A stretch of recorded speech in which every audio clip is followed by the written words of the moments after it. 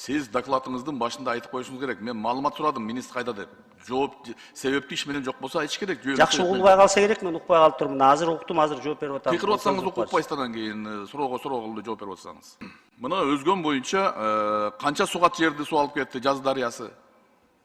Эми ал комиссиянын чечими менен болот да, сугат жерди биз ченеген жокпуз. Азыр комиссия иштеп атат. Ошол эки комиссиянын жыйынтыгы менен анын деталына берели деп атпаймынбы? Улукбек Зулпугач, эмнеге эле мындай кылып эметип атасыңарбы? Өзгөндө эң көп жумуштар болуп атат бүгүнкү күндөчү. Эң көп жумуштар Өзгөн районунда болуп атат бүгүнкү күндө. 4 километр дамба куруп атабыз. Карадайранын эмесине, жээгине. Айланма жолду салып атабыз.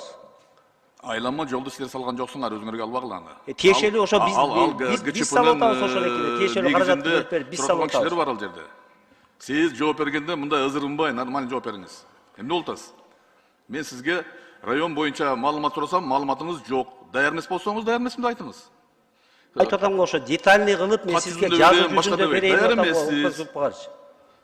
Мен сизден суранып атам го ошол жерден. Жазуу жүзүндө детальный кылып берейин сизге, ошо түшүнүктүү болсун депчи. Матвей Муслимович, сураныч мына 2 жолу, 3 жолу уже эскертүү берип атабыз. Сабырдуу болуңуз бетке. Аяр мамиле кылыңыз.